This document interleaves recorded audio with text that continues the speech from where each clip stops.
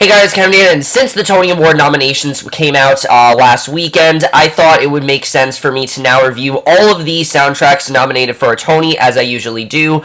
But it was a bit difficult this year because a lot of the soundtracks I already listened to, a lot of the soundtracks I knew very well, and I really was thinking, what could I start with as the first soundtrack? And I knew obviously it couldn't be the best ones. You guys will see what my favorite is. You know, I'm saving the best for last, definitely. But I also tried to figure out which one I should start with, and I decided that it would make sense to start with Bright Star, the new musical from Steve Martin, as the first one I review. First of all, because it's a new musical, and it's fresh, and it's one of the only musicals this season that is an original idea. It's not based off a previous story or anything. This is an original story that Steve Martin came up with, and I was definitely interested in seeing this, but I was also kind of worried about Bright Star, because I heard a lot of people say, oh, the music's not that great, the story's not that great, it's not really original. And I will say, the story is not the most original, but the show really has a great energy to it. And from the soundtrack, I really do love the show. I think the stuff that's really shocking and revealing come off as shocking and revealing. I think the emotion's really good. It's also a lot of fun at times, but let's just get into Bright Star a little bit, starting off with the first song called If You Knew My Story. If you knew my story, my heaven and my hell. If you knew my story, you'd have a good story to tell me I'm not alone. Now, again, just like the rest of the show, I was a bit worried about this first song. I heard a lot of people say, oh, this first song is great, but it really doesn't do much of anything. And that's kind of why I like it, actually. This is a woman who we know literally nothing about, but she's just asking us for just a little bit of time to just listen to her story. And that's something that's really interesting. I mean, it really, I think, hooks us in perfectly. It makes us want to listen to her story. And of course, it should be noted, without a doubt, I mean, the biggest thing about the show is Carmen Cusack's vocals. I mean, she really is incredible. She's something amazing. And right away, you're just drawn into her character, and I don't really know how to explain it, but just from this first song, I was already like, alright, I think this is going to be really good. I love the background vocals as well, especially the chorus, If You Knew My Story. I love that. I think that's really good. I think the ensemble really is good here, and overall, I think it's just a really great introduction to the show, but then right away, we are introduced to another character in the song, She's Gone. We had a visitor while you were away. Unwelcome as he was, he came on in one day. He sat down quietly at your mother's side. She left with him sometime in the night. She's gone.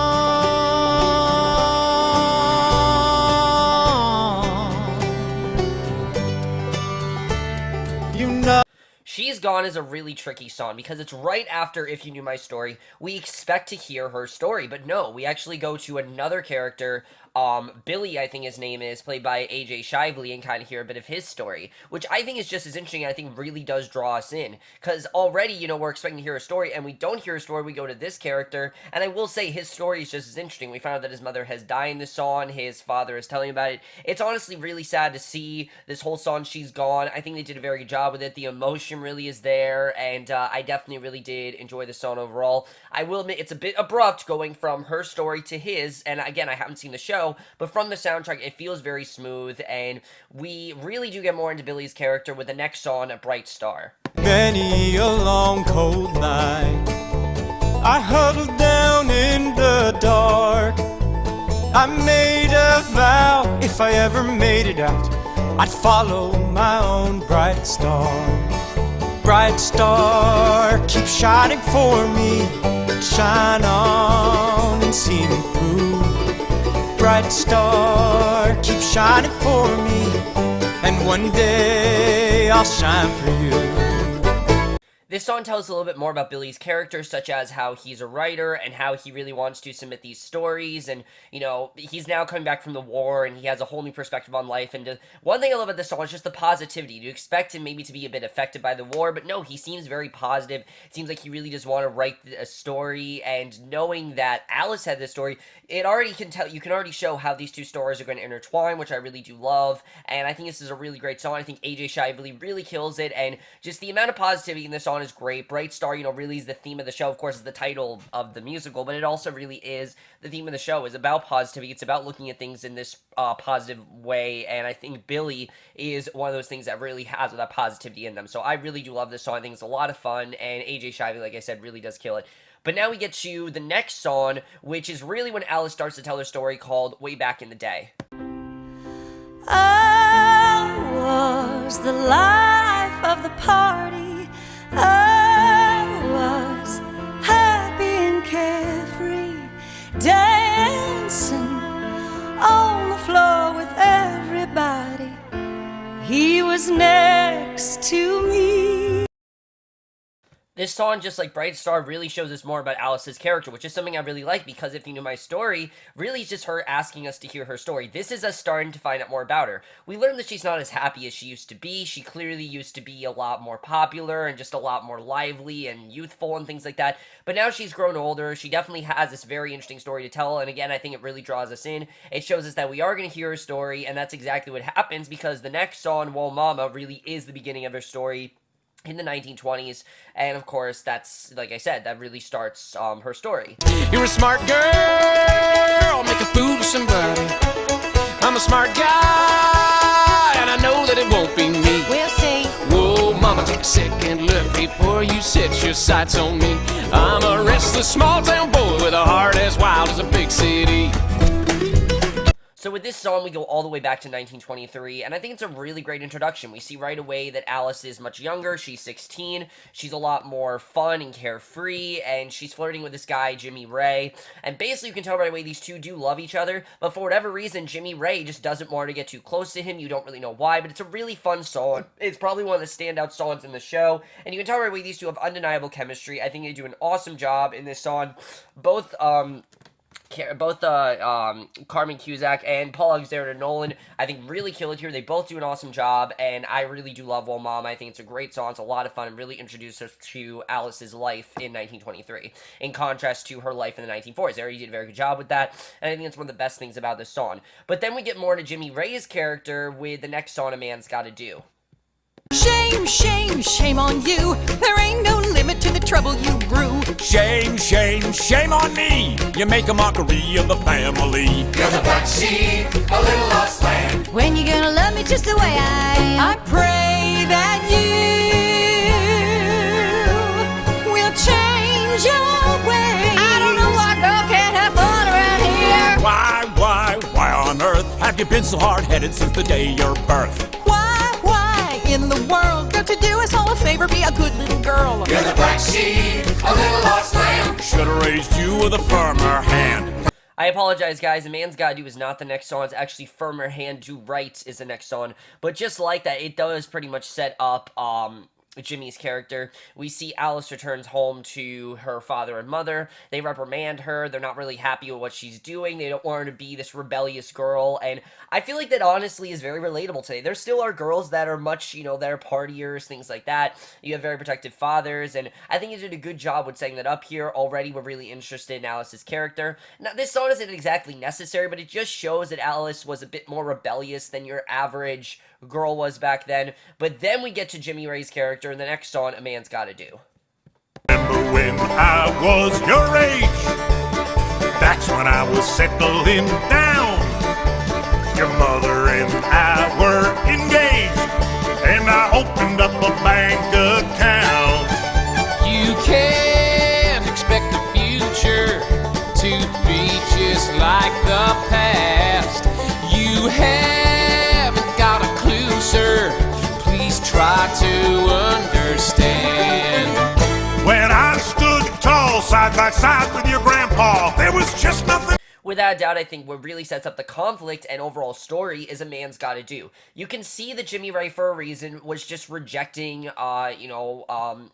While he wanted to get close to her, he wasn't, and you can see right away that his father is the main reason why, because the mayor doesn't like girls like Alice Murphy. He doesn't think that she's right for him, and I like that Jimmy Ray is trying to say, look, you can't really tell me what I'm gonna do. If I like this girl, I'm gonna be with her. I think the vocals between these two are really good. There's some really great harmonies there. I think Michael Mulhern and Paul Alexander Nolan, they both sound amazing on this track. I really do love this song. One of the best songs, I think, in the show, without a doubt. Man's Gotta Do. Like I said, it really sets up the conflict. It really shows more of who Jimmy Ray really is, as well as who his father is. Again, we've heard this story before of the mayor's not supportive of their relationship, but it just feels fresh here. I think they did a good job with it, and it's one of my favorite parts of the show. Man's Gotta Do. Really great song overall, and I think really well sets up Jimmy's character. But then we go all the way back to 1945 with the next song, Asheville. Is it everything that you were dreaming of? Ooh, if it don't work out. Ooh, if it don't work out. Ooh, you can turn around and come on back to me. Come on back to me. You can come on home to me. Now, of course, I'm reviewing the soundtrack of the show. I haven't actually seen the show, but I can already tell from this track how the show might seem a bit choppy, Asheville. I mean, the show, it goes back to Billy, but it focuses more on a relationship with this girl, Margot, and how they want to go to Asheville. That's like their place to go, basically, where he can write full-time, and Margot basically supporting his dreams. I understand that, but I can't understand if someone thinks this is a bit choppy, especially because it's in the middle of a story, and it has nothing to do with really Alice telling her story. It's more of him just realizing that he wants to tell Alice's story, and he wants to submit the story and everything to this paper, because like I say, he's a writer and everything. So Asheville, I think it's a good song. I think they both do a very good job, especially Hannah Ellis, I think is how you pronounce her name. I don't know. It's either Hannah Ellis, Elise, whatever. She's really good. Her character's not necessary. I don't think she's necessary and, important to the show, but I do think she does a good job. I like her character overall. Like I said, I can understand if the show feels a bit choppy. I haven't actually seen the show, but just from this song, I do see things getting a bit choppier. But then we go back to 1923 in the next song, What Could Be Better? Said this was heaven. I would not disagree.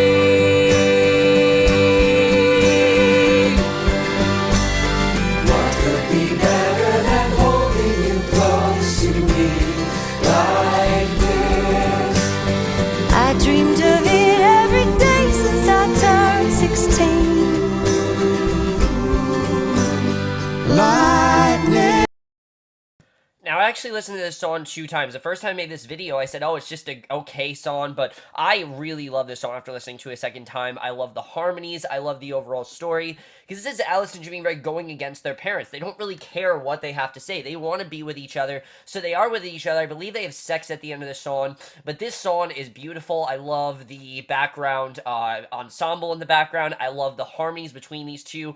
I mean, they really both kill it. Carmen Cusack and Paul Alexander Nolan, they both kill in this song. And that country vibe you really do get here. What I love is that it's never too country, though. It feels like Broadway. It still feels like one of those great love songs in Broadway.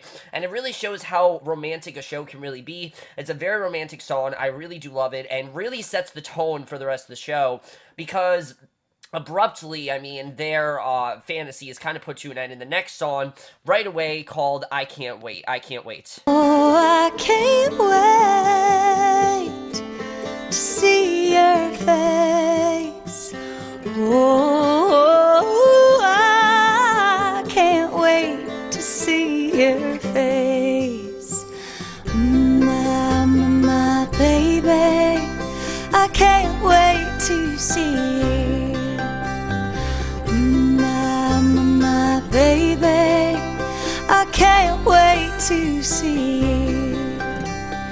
You're a sign from heaven.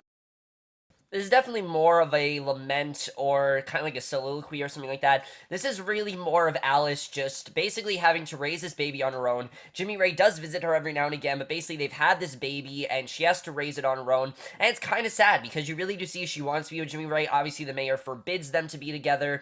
And then things get even worse for them in their next song, which I will say, Carmen Cusack, again, killed the vocals here. But then we get to one of my favorite songs on the show, without a doubt. One of the best melodies, and just one of the overall best songs in the show, called You Can't, You Please Don't Take Him. You can't take him, he's my baby. You can't take my baby boy. Daddy, don't you let him. Mama, don't let him. You can't take my baby boy. Don't be foolish, why would you wanna do this? Don't you want what's best for him? I know people wealthy and agreeable who would like to take him in.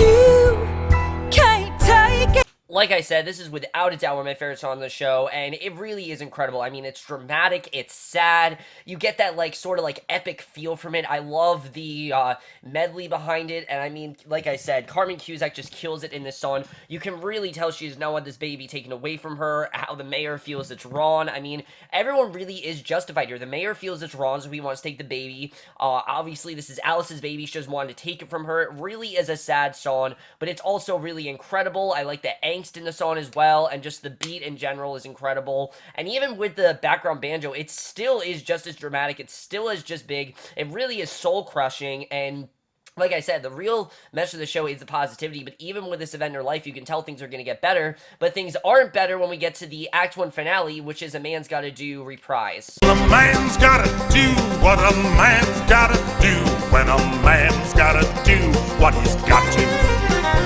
A man can't be fooled, can't be played, can't be schooled, can't be made to follow rules they say he ought to. A man must provide for his family, pave the way for success. A man must provide for his family and ensure their happiness. I won't be duped, your young mother is confused to imagine she could use my son. I won't let anybody stand in the way of the plans that. Now, this song should come as a surprise to everyone, because if you guys didn't know, Steve Martin actually said what happens at the end of Act 1, and that is that basically Alice agrees to put the baby up for adoption, but that's not what the mayor does. The mayor has the baby in this valise, and he decides to basically leave the family behind. He takes the baby out of the valise, throws it into a river, and we don't really know what happened to this baby, and it's this really crazy moment, the fact this actually happened. I did hear this is very awkward on stage, and it definitely does seem awkward, but, I mean, it just really is crazy to think about. The fact that he just threw this baby into the river, it's really crazy. It ends Act 1 this really shocking way. It makes us really interested in seeing what Act 2 is going to be like, and really just this really strange direction, I definitely will say, but it is a very daring approach as well, and really just add to overall seeing how Alice in the 1920s turns into Alice in the 1940s. So that's the end of Act 1, basically, but then we get into Act 2 with the next song, which really shows the positivity the show really has, with the next song called Sun Is Gonna Shine. Sun is gonna shine again. The sun is gonna shine again. The sun is gonna shine again. The sun is gonna shine again. Something tells me it'll be alright. Something tells me it's gonna be okay. Something tells me it'll be alright. Something tells. If you've seen Bright Star advertised on the TV or you've heard about it, chances are you've heard this song. I mean, out of all the songs I hear, this is the one I hear the most, and it's interesting because I can't exactly tell you what's going on in this song. I know both Alice sings in it and Margot sings in it, but I can't tell, is this like a dual thing between the 20s and the 40s? Are they both singing at the same time? I mean, I can't really tell. I will say it is definitely one of the highlights of the show and really does go with that positive vibes in the show that really shows that things are going to turn around. You need to look at the bright star, you need to focus on the good, and things are definitely going to get better. I know Margot's reflecting on how much she misses Billy, and I think Alice is reflecting on saying goodbye to Jimmy Ray, knowing what's happened to him, and of course she does not know what just happened to her child, but it's a very good way to start Act 2. It does show, I think, that while things ended very grim in Act 1, things are going to get better in Act 2, but then, like I said, this show really is a show of positivity, but my favorite song on the show actually is not positive at all. My favorite song, without a doubt, is the next song called Heartbreaker. There goes our chance for happiness and all our hopes and dreams. I never get to see his face or know the boy he'd be. I can never go see her again, never look into her eyes again. I can never tell her why. Out of all the songs in Bright Star, this is the one that stands out the most to me. Not just because it's a really highly emotional song and Paul Alexander Nolan really kills it, and I have no idea why he wasn't nominated for a Tony after this song because he is incredible here, but also because of really what this song's all about. It really shows like something that I think should have happened in the show, where Jimmy Ray does in fact find out what happened to their son, that the mayor ended up throwing the baby into the river. He can't believe the mayor actually did this. He can't even look at the mayor as his father. Like, I mean, think about it. His father threw his child into the river without him even telling him he was going to do this. He can't even look his father in the eye. He can't feel like he can go back to Alice, obviously, and it really is sad to see. I mean, you really do see why this is going on. You see the situation they're in. You see why Alice really is the way she is now, and it's a really dramatic song, but like I said, Paul Alexander Nolan really kills it. I think it's an incredible song for his character. I really think he should have been nominated, and his vocals on this song really are just incredible. I mean, I could really see a lot of people singing this song for like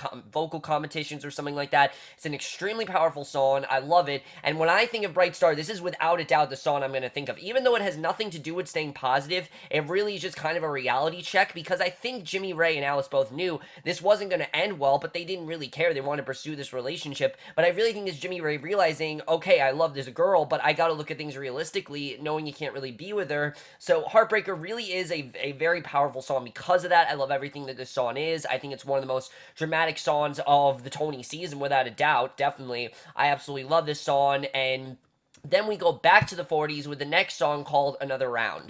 Besides all that, I like a little buzz. In addition to that, I like a little high. I don't know anybody who doesn't like to feel good all of the time. Pour me, pour me, pour me, pour me another round. Pour me. So after the highly emotional Heartbreaker, things are kicked into more positive lights with the next song, Another Round, which is actually where the rest of the musical stays. The rest of the musical does take place in 1946, which I like because it's not going back and forth and things like that. Like I said, I haven't seen the show, but again, some of it does feel a bit choppy, but I really do love this song. You do have a character here, played by, I think, what's her name? Let me think, what is her name? Give me a second, guys.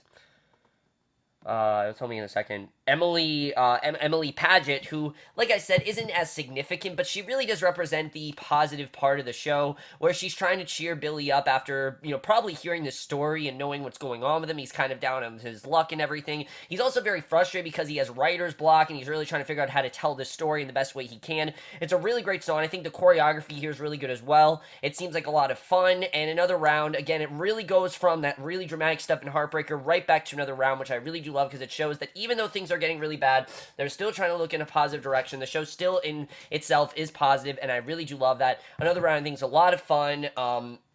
Definitely, I really do like Another Round. I think it's a really fun song. But then we get to the next song, which really is very surprising what ends up happening next, and probably is the one part of the show that I would change, and I'll tell you guys why. But let's just get to the next song called I Had a Vision.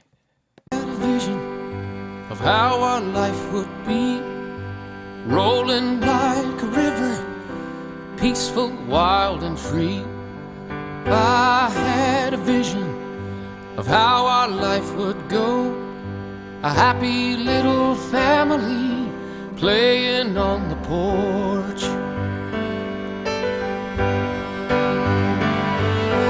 If I could live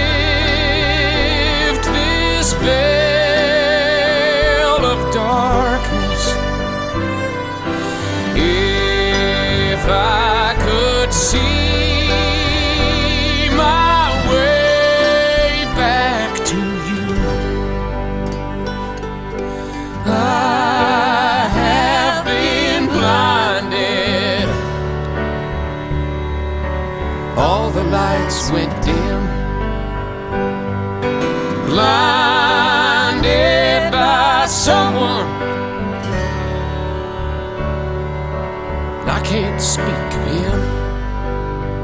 Here's my thing. Heartbreaker implies that Jimmy Ray is never going to see Alice again. He's never going to talk to her. He can't look her in the eye. Just things are never going to be the same there. That seemed like the perfect end for his character. This song, however, Jimmy Ray and Alice meet up after all these years, and Jimmy Ray finally tells her what happened to her son. And while I think it works, it just feels a little too neat. It feels like, I understand the show's supposed to be positive, but that part of the show, I feel like should have ended with Jimmy Ray leaving her forever and just never being able to look her in the eye. I feel like Alice could have figured this out on her own. I don't think Jimmy Ray really needed to tell her. I understand they're supposed to be the central romance of the story. I totally do understand that. But just to me, it just doesn't work. I was kind of upset that we do see Jimmy Ray returns and that Alice and him have this one last song. It's nice. I mean, these two were meant to be together. But again, it just feels a bit too neat to me. It didn't really seem like where the story is headed. And then things get even surprising, even more surprising, maybe not surprising. I've heard some people say it's shocking, some people have said it's not shocking, but before that, we do get to the next song,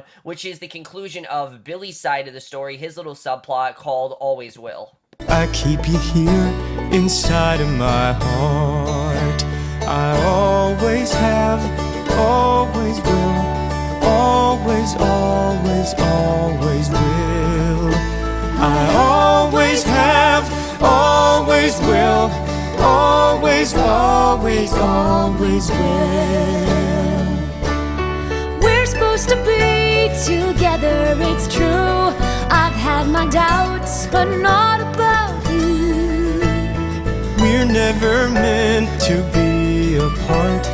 I love you now, I have from the start. Look, the Billy and Margot part of the story, yes, it is sort of its own thing. It doesn't necessarily belong here, but it does create some really nice romantic chemistry between AJ Shively and Hannah Elise. I think they both do a very good job in this song. You see these two, they really do want to be together. It's kind of like the situation that Jimmy Ray and Alice were in. Very different, though, because no one's forbidding them to be together. You see that these two, besides the fact that, Billy is having all these problems, they still, he's realizing that Margot is the girl for him. I think you could predict that these two are going to be together. It's a nice song. I definitely do like it. But I will say these last few songs on the show, they're definitely not my favorite. But then we get to the big reveal in the show when it finally comes out what's actually going on and why we're seeing Billy and why this whole story is happening with the next song called So Familiar, and then the song followed by that called At Long Last. Morning light at last, at last,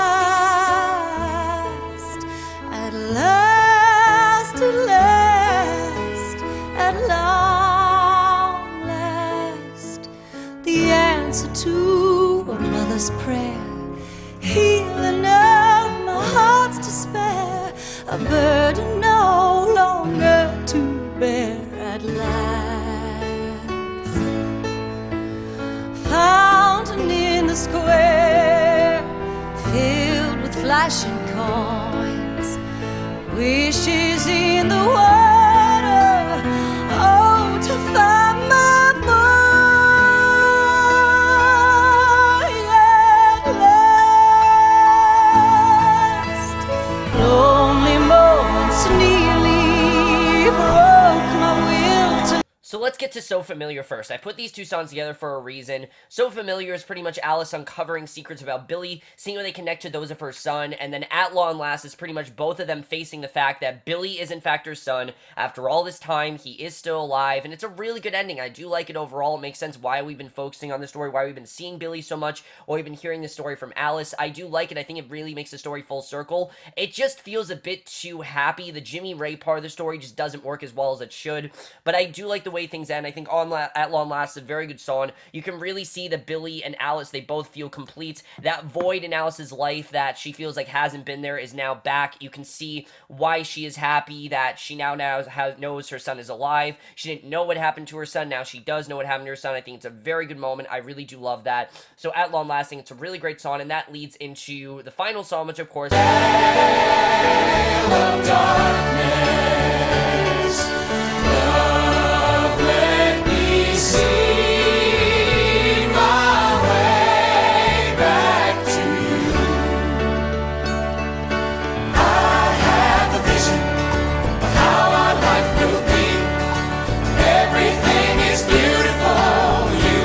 next to me.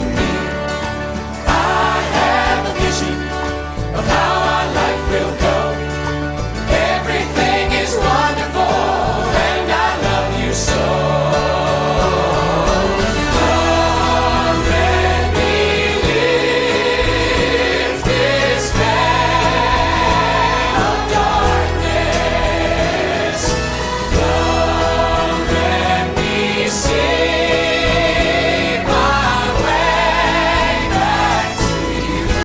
I think this is a good finale. It's not a great finale. For me, it just seemed like the show was going in a much different direction. The fact that Alice and Jimmy Ray get back together, Billy and Margot get together, they both seem like they're going to get married. It's a good ending for the show. I understand the positive point of this, but to me, I think it just would have made a lot more sense if Jimmy Ray is not involved here and Alice and Billy are just mother and son. They stay together while you can still have Billy and Margot get married, but you don't necessarily need the Jimmy Ray part back in the story. To me, it just felt a bit too complete. I'm not a huge fan of it, but I do think it's a good ending overall. I think they all kill it, definitely. Like, they all have killer voices, and it definitely is great. And like I said, there's not a single dud in the show, but that's how you conclude the show. Now let's get to my thoughts on Bright Star overall.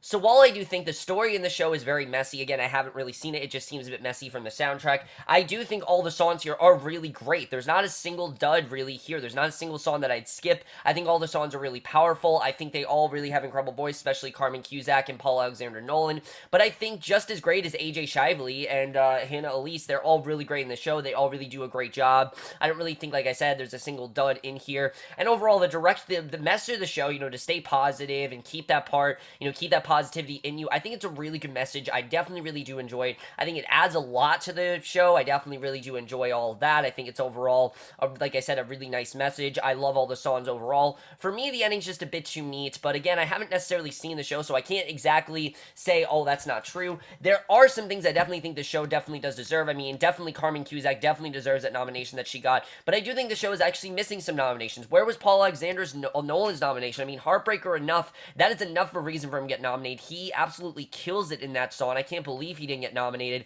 But score, I definitely think this is one of the best scores I've heard so far this year. I really do love this score. I think it's really fantastic. I think the lyrics are really good. And let me just tell you guys right now, the one thing I was most worried about is the fact that it was bluegrass. I'm not a huge fan of that kind of genre of music. For me, I don't really notice it. I honestly don't. I see it as Broadway music. It works with the show, especially because the show does take place in the South. It makes sense why we have that bluegrass to it. I think Steve Martin had a very good idea with this song and the tone of the show in general. Yes, the show is not exactly original, but it's kind of hard to make an original musical nowadays. At least the story was original. It was something that Steve Martin did come up with, which I think was a very good story. It was a story definitely didn't need to be told. I really do love the songs here. I would recommend you guys listen to the soundtrack. I don't think it's you must listen to the soundtrack. I think it's a lot of fun though. You must listen to Heartbreaker. Like if I had to pick the best tracks, I mean the ones I'd say you absolutely have to listen to, here are the ones that I'd recommend the most. If you knew, I mean, I'd say listen to the whole soundtrack. Obviously, if you want a more conclusive experience, you have to listen to the whole soundtrack. But definitely, if you knew my story, Whoa Mama, A Man's Gotta Do, What Could Be Better, Please Don't Take Him, Sun Is Gonna Shine, Heartbreaker, and then I'd say also At Long Last. Those are really the songs to listen to. They're all really great. I really overall do love the soundtrack. But overall, guys, some of my thoughts on Bright Star. Let me know what you guys saw the soundtrack if you had heard it. I definitely am going to review more of the Tony soundtracks. Up till June 5th, which I believe is when the Tonys are. Of course, I will be doing the nominations part as well, but this basically was me talking about Bright Star. There are going to be other soundtracks. I'm probably going to do another one tomorrow, probably, but overall, let me know what you guys saw the soundtrack, up to your thoughts in it, and we'll see you guys in my next show, which will be for the originals, and we'll see you guys for that. Okay, bye.